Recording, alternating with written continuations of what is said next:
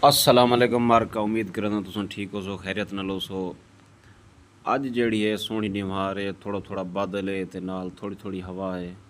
तो वत अस आके चलो यार अज सरियां कटवा गिनूँ व डी ज़्यादा थी वेंदन सरियां पकदियां वेंदन तो वत इन्हें को जड़ा है कट वट कर दे इन्हें दी सैटिंग करवा गिनूँ।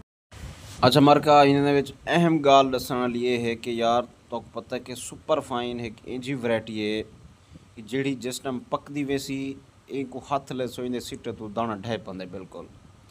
लिहाजा अगर तुहाडे इलाके दे विच अगर मौसमी सूरत हाल इंज ही है कि बारिश का मौसम है और तुहाडियां सरियां तुहाडी धान तुहाडी पैडी अगर वो खड़ी है पक्की तो वल मेरा भाई तुसां लेट ना करो, जल्दी जल्दी जिहड़ी अपनी हारवैसटिंग अपनी सरें की कटाई करवा गिनो ताकि यार एक ज़्यादा तो आ वैसी सेफ थी वैसी अगर बारिश की वजह तो विकन भी ना लेकिन ज़ाय तो ना थी सन वेस्ट तो ना थी सन।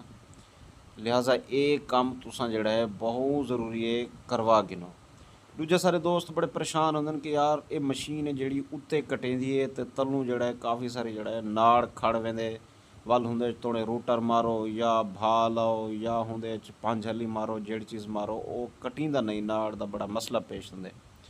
तो उन्हें दोस्तों वास्ते मेरी ये अर्ज़ है कि यार जिमें कि तुसां वीडियो च दिखा सी कि एक कट्टर है जोड़ा जो 85 या 75 ट्रैक्टर के पिछू बधेंदन और वो कट्टर क्या करेंदे ही नाड़ को जड़ा कट्टिया पे या तो उन्हें तलवा नाड़ है इन्हें कोई में ज़मीन दोज कर लेंदे और बिल्कुल सफा कर लेंदे एक दूर ही नाड़ सुकते बेशक इनको वाला तुसां भा ला जो। इहदे बाद ये कि